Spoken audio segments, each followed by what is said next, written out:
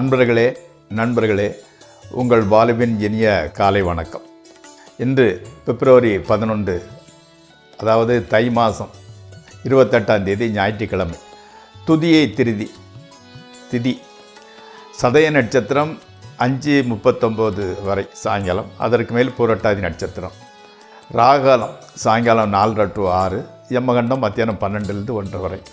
நல்ல நேரம் காலை 6 to 7, சாயங்காலம் 3 to 4. சந்திராஷ்டமம் கடகராசிக்காரர்களுக்கு. போட வேண்டிய நிறம் பிங்க் அல்லது மெரூன். சாப்பிட வேண்டியது உளுந்து வடை. இப்பொழுது 12 ராசிகளுக்கு உண்டான பலனுக்குள் செல்வோம்.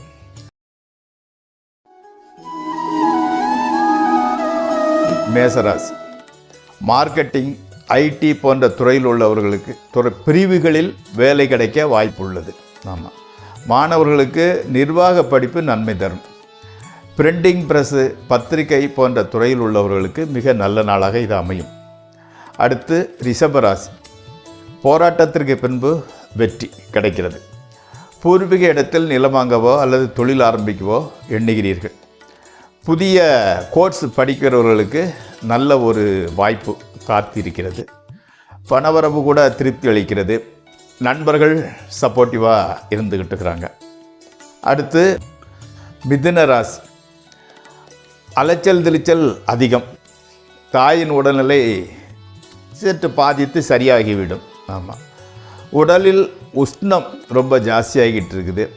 ஒரு இடமாற்றம் உங்களுக்கு நல்லது. ஒன்றும் இல்லைன்னா கூட நீங்கள் இருக்கிற ஆஃபீஸில் அந்த சேரை கொஞ்சம் நவுட்டி எட்டி போட்டு அந்த இடத்த கொஞ்சம் மாற்றிக்கோங்க. தொழிலில் முன்னேற்றம் நல்லா தான் இருந்துக்கிட்டு இருக்குது. உயர்ந்த அந்தஸ்தில் உள்ளவர்களின் கனெக்ஷன் கிடச்சிக்கிட்டு இருக்குது. ஆமாம். ஹார்ட்வேரு, சிமெண்ட் துறையில் உள்ளவங்களுக்கு நல்ல லாபம் கிடைக்கிறது. அடுத்து கடகராசி. ஆண் குழந்தை இல்லாதவருக்கு ஆண் குழந்தை கிடைக்கும். ஆமாம். கணவன் மனைவி சின்ன சின்ன வாக்குவாதம், அது எப்பவும் நடக்கிறது தான். ஓகே. இளைய சகோதரன், அதாவது தம்பி அல்லது தங்கச்சி வெளியூர்லேருந்து உங்கள் வீட்டுக்கு வர்றாங்க.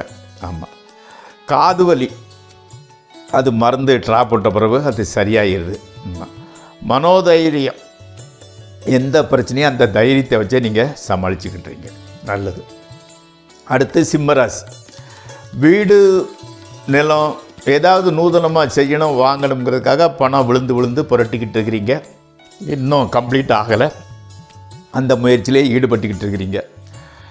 ஆமாம். காரியமே கண்ணானவங்க நீங்கள் கூட காதல் வசப்படுவதற்கு வாய்ப்புகள் வந்துக்கிட்டு இருக்குது. ஆமாம். திடீரென ட்ரெஸ்ஸு, பெர்ஃப்யூமு இதுக்கெல்லாம் செலவு பண்ணுறீங்க. நிர்வாக அட்மினிஸ்ட்ரேஷன் கெப்பாசிட்டி நல்லா இருக்குது. எந்த காரியத்தையும் சமாளிச்சுக்கிட்டீங்க. சமயங்களில் கொஞ்சம் கடுமையாக பேசிக்கிறீங்க. அதை குறைச்சிக்கிட்டால் இன்னும் நல்லா பேர் வாங்குவீங்க. ஆமாம். அடுத்து கன்னியா ராசி. வீட்டை அழகுபடுத்துகிறீங்க. நல்லா புது காற்றனு சீனரிஸ் எல்லாம் நிறைய வாங்கி குமிக்கிறீங்க. குழந்தைகளை விட்டு கொஞ்சம் பிரிய வேண்டிய சூழ்நிலை இருந்துக்கிட்டு இருக்குது. அது யாருமே இல்லைனால வீட்டில் கொஞ்சம் மனக்குழப்பம் அதிகமாக இருக்குது. என்ன மனக்குழப்பம் இருந்தால் கூட முடிவு எடுப்பது மட்டும் கரெக்டான முடிவாக தான் எடுப்பீங்க. அதில் மாற்றுக்கிறதே இல்லை. அதுக்கு என்னென்னா உங்களோட மனக்கட்டுப்பாடு, மனோதைரியம், ஆத்மகாரகன் பலமாக இருக்கிறார். அதனால் நீங்கள் எடுக்கிற முடிவுகள் கரெக்டாக இருக்குது. அடுத்து துளாராசி. வெளிநாட்டு பிரயாண வாய்ப்பு அதிகரிக்கிறது. ஆமாம். தொழில் மூலம் நல்ல லாபங்கள் கிடைக்குது. அதே மாதிரி அந்த கூரியர் சர்வீஸு, போஸ்டல், அதாவது அந்த டெலிவரி பண்ணுறது, அந்த மாதிரிப்பட்ட துறையில் உள்ளவங்களுக்கு நல்ல வாய்ப்புகள் கிடைக்கிறது. அதே மாதிரி இந்த ஏதாவது சொசைட்டி மூலம், அதாவது ஃபோன், பிஎஸ்என்எல் சொசைட்டி, அந்த சொசைட்டி இந்த சொசைட்டி வச்சுருக்கிறாங்க இல்லையா, அந்த சொசைட்டி மூலம் ஃப்ளாட்டு வாங்கிறதுக்கு முயற்சி பண்ணுறீங்க. ஆமாம். கடன் தொல்லை குறையுது. ராமர் அல்லது ஆஞ்சநேயர் கோயிலுக்கு போயிட்டு வாங்க, எல்லாம் நல்லதே நடக்கும். அடுத்து விருச்சிக ராசி. உடல் ஆரோக்கியம் சற்று பிரச்சனையை கொடுக்குது. சற்று பிரச்சனை தான், பெரிய அளவு சீரியஸான இது ஒன்றும் கிடையாது. நரம்பு தளர்ச்சி, காலில் பித்த வெடிப்பு போன்றவை தான் அந்த பிரச்சனை. ஆமாம். அடுத்தால எப்படின்னா பணச்செலவு கொஞ்சம் ஜாஸ்தி ஆகிட்டு வருது. தொழில் செய்யும் இடத்துக்கு பக்கத்தில் இடம் மாறுறதுக்கு ஒரு ஹெல்ப் பண்ணுறீங்க. இப்போ தொழில் பண்ணுற இடத்துல வண்டி பார்க்கிங் கொஞ்சம் இடத்த லீஸுக்கு எடுக்கிறது, ஏதோ ஒன்று எக்ஸ்ட்ரா பக்கத்தில் வந்து இடம் பக்கத்தில் அதை வந்து வாங்குறதோ இல்லது இடம் மாற்றம் பண்ணுறதுக்கோ முயற்சி பண்ணிக்கிட்டு இருக்கிறீங்க. அதே சமயத்தில் இந்த தடவை பேச்சு வந்து கொஞ்சம் பெருந்தன்மையாக தான் பேசுகிறீங்க இப்போதைக்கு, இன்றைய பொழுது நல்லது. அடுத்து தனுசு ராசி, மார்ச் மாதத்திற்குள் வீடு வாங்கிடணும் அப்படின்னு ஒரு டார்கெட் வச்சுக்கிட்டு முயற்சி பண்ணிக்கிட்டு இருக்கிறீங்க. நிச்சயம் அது நடக்கும். ஆமாம், திருமணம் வந்து உங்களுக்கு வந்து சொந்தத்திலே நடக்கிறதுக்கு தான் வாய்ப்பு அதிகம் இருக்குது. ஆமாம், உத்தியோகம் அல்லது வந்து உயர்வு அல்லது மாற்றம் நடக்கும். ஆமாம், இந்த ஸ்கின் சம்மந்தப்பட்ட வியாதி கொஞ்சம் பிரச்சனையாகவே இருந்துக்கிட்டு இருக்குது. அதுக்கு கரெக்டான மருந்து கிடைக்குது உங்களுக்கு. ஸோ அந்த மருந்து அப்படியே நான் பண்ணால் சரியாக வந்துடுது. ஓகே. அடுத்து மகர ராசி, வரவுக்கேற்ற செலவு. ஆமாம், அதாவது அப்பா வழி சொந்தத்தில் உள்ளவங்களுக்கு சுபகாரிய நிகழ்ச்சி நடக்குது. அதுக்கு நீங்கள் போக வேண்டிய ஒரு சூழ்நிலை உருவாகிட்டு இருக்குது. ஆமாம், உங்களுக்கு மனசுக்கு பிடிச்சமானவங்க, உங்கள் ஆத்ம நண்பரோ வேண்டப்பட்டவங்களோ வெளிநாட்டுக்கு போகிறாங்க. ஆமாம், பெண் சிநேகிதர்களை விட்டு விலகி இருப்பது நல்லது. ஏன்னா அவங்களால பிரச்சனை வர்றதுக்கு வாய்ப்பு இருந்துக்கிட்டு இருக்குது. தூரமாகவே டிஸ்டன்ஸ் மெயின்டைன் பண்ணுங்கள். அடுத்து கும்பராசி, அதாவது ஆஸ்பத்திரிக்கு சென்று வருவீங்க. அதாவது வந்து உங்கள் ரிலேஷனோ அல்லது நண்பர்களோ போய் ஹாஸ்பிட்டலில் அட்மிட் ஆகியிருக்காங்க, அதை பார்க்கறதுக்கு போயிட்டு வரீங்க. ஆமாம், மகன் அல்லது மகள் வெளியூர் பயணம் போகிறாங்க. அடுத்தால வந்து கனவு வருது. அந்த கனவு வந்து உங்களுக்கு நல்லது மாதிரியும் தெரியல, கெட்டது மாதிரியும் தெரியல. காலையில் எழுந்து பார்த்தா ஞாபகம் இருக்க மாட்டேங்குது. அது குறித்து நீங்கள் பயப்பட வேண்டாம். குலதெய்வம் கோயிலுக்கு போயிட்டு வாங்க. ஆமாம், மனதை போட்டு தைரியப்படுத்திங்க. அதனால் குழம்புறதுக்கு எந்த விதமான வாய்ப்பும் இல்லை. அடுத்து மீனராசி, உத்தியோக மாறுதலுக்கு முயற்சி செய்வீர்கள். அந்த முயற்சி வந்து நின்றோம். போடா, கிடைக்கும்போது கிடைக்குன்னு அதை விட்டுருதீங்க. புதிதாக எதையாவது கற்றுக்கொள்ள எண்ணுவீர்கள். புதுசாக ஏதாவது கோர்ஸோ வேறு ஏதோ ஒன்று கற்றுக்கிட போகணும்னு முடிவு பண்ணிட்டீங்க. திடீர் பணவரவு உண்டாகும். ஆமாம், மனைவிக்கு ஆரோக்கியம் கொஞ்சம் வீக்காக இருந்தவங்க இப்போ நல்லா முன்னேறி இருக்கிறாங்க. கோவில் எங்கேயாவது கோயில் போகும்போதாங்க யானையை பார்த்தீங்கன்னா அதுக்கு பழமோ கரும்போ ஏதோ வாங்கி கொடுத்து ஆசீர்வாதம் வாங்கிக்கோங்க. உங்களுக்கு வந்து நல்லதே நடக்கும். ஓகே, இத்துடன் அந்த இதை முடித்துவிட்டு அடுத்து ஜோதிட பாடத்திற்கு செல்வோம். மாதா பிதா குரு தெய்வம் என்று சொல்வார்கள். மாதா பிதாவுக்கு அடுத்து கடவுளுக்கும் முன்னால் போற்றப்படுறது வந்து குருன்னு சொல்கிறது.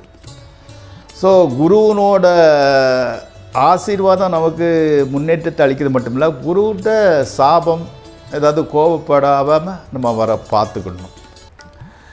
மகாபாரதத்தில் கர்ணனை வந்து ஒரு ட்ராஜடி ஹீரோ, அதாவது அவலநிலை கதாநாயகன்னு சொல்லுவாங்க. அதாவது மாதா பிதா குரு தெய்வம் எல்லாருமே அவர் வந்து யாருமே அருள் செய்ய மாட்டாங்க. அதாவது யுத்தம் பாண்டவர்களுக்கும் கௌரவர்களுக்கும் யுத்தம் வரக்கூடிய சூழ்நிலை வருது. அப்போ கௌரவர்கள் என்ன சொல்லுவாங்கன்னா, கர்ணங்கிட்ட நீ போய் பரசுராமர்கிட்ட போயிட்டு பிரம்மாஸ்திர வித்தையை கற்றுக்கிட்டு வந்துட்டேன்னா நம்மளை யாரும் ஜெயிக்க முடியாதுன்னு சொல்லி அனுவாங்க. அந்த பரசுராமர் வந்து எப்படின்னா சத்திரியர்களுக்கு பாடம் சொல்லி கொடுக்கறது இல்லை. கர்ணன் வந்து நான் சத்திரியன் இல்லைன்னு போய் சொல்லிவிட்டு வித்தை கேட்குறாரு. அவனுக்கு வந்து ரொம்ப கற்பூர புத்தி, தொட்ட உடனே பிடிச்சிக்கிடக்கூடிய ஒரு சாமர்த்தியப்படையவன் கர்ணன். கிட்டத்தட்ட வித்தையெல்லாம் ஓரளவு கற்றுக் கொடுக்க நேரத்தில் அவன் கிருஷ்ணர் தான் நமக்கு தெரியுமே, அந்த கற்றுக்கிட்டோம்னா அவன் ஜெயிச்சிடுவான், அவன் அதில் டிஸ்டர்பன்ஸ் வர வைக்கணும்ன்ட்டு சமயம் பார்த்துக்கிட்டு இருப்பார். ஒரு நாள் காட்டில் வந்து கர்ணனோட மடியில் பரசுராமர் அவனோட குரு வந்து அசந்து தூங்கிட்டு இருப்பார். கிருஷ்ணர் வந்து என்ன பண்ணுவார்னா வண்டுரூபம் எடுத்து தொடையை கடிப்பார். இவன் கால் கையை தொடையை ஆட்ட மாட்டான். இவனுக்கு வந்து எப்படின்னா தொடையை அசைத்தால் ஆழ்ந்து தூங்குகிற நம்ம குருவனோட தூக்கம் கலைஞ்சிருமான்னு சொல்லிட்டு பல்லு கடிச்சிக்கிட்டு இருப்பான். இவர் வந்து இந்த வண்டு என்ன பண்ணோம், தொடையில் இந்த தொடையை கழித்து அந்த தொடையை வழியடி வந்துடும். வலி என்ன உயிர் போகுது, ஆனால் கூட அப்படியே இருந்துக்கிட்டு இருப்பான். அந்த தொடையிலேருந்து ரத்தம் கொண்டு போய் அப்படியே வடிஞ்சு அவர் மேலே பட்டுரும். என்னடா இது குளிர்ச்சியாக இருக்குன்னு சொல்லிவிட்டு இவர் திடுக்குன்னு முழித்து பார்த்தா ரத்தம் அவன் தொடையிலேருந்து ஓடிக்கிட்டு இருக்குது. உடனே இவர் என்னப்பா என்ன நடந்துங்கும்போது இவன் சொல்லுவான். இவர் டக்குன்னு என்ன சொல்லணும், அவர் கோபக்கார பரசுராமர். அப்பா இவ்வளோ எனக்கா இவ்வளோ வலியை படுத்துக்கிட்டேன்னா அவரை பாராட்டியிருக்கணும். அதை விட்டுட்டு அவர் என்ன நினைக்கிறாருன்னா, நீ இந்த மாதிரி வண்டு கடித்து அவ்வளோ தூரம் நீ கத்தாமல் இருந்தன்னா உனக்கு அவ்வளோ மனோதிடம் இருக்கல, நீ சத்திரியனாக தான் இருப்ப, உண்மையை சொல்லு நீ யார் அப்படின்னு கேட்டுட்டு அவன் திருந்துன்னு முழிப்பான். அவன் ஜாதி அவருக்கே தெரியாது.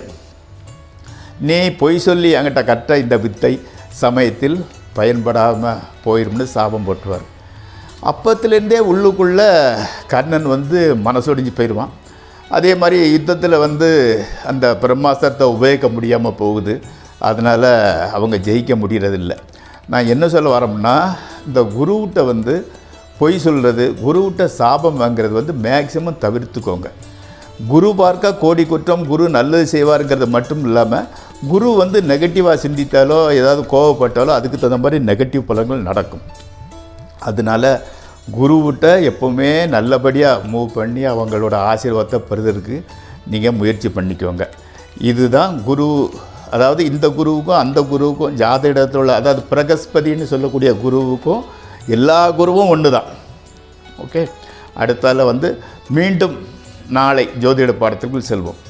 இந்த நிகழ்ச்சி உங்களுக்கு பிடித்திருந்தால் சப்ஸ்கிரைப் செய்யவும், லைக் செய்யவும். நாளை சந்திக்கிறேன். மீண்டும் உங்கள் பாலு.